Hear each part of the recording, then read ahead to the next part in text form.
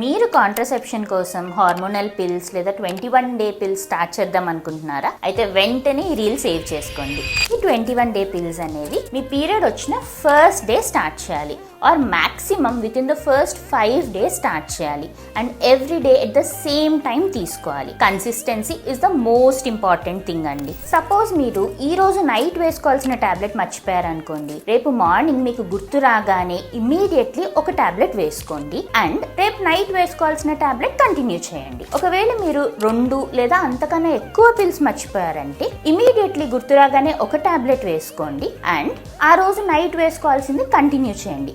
But for the next 7 days ఏదైనా additional contraception like condom use చేయాల్సి ఉంటుంది.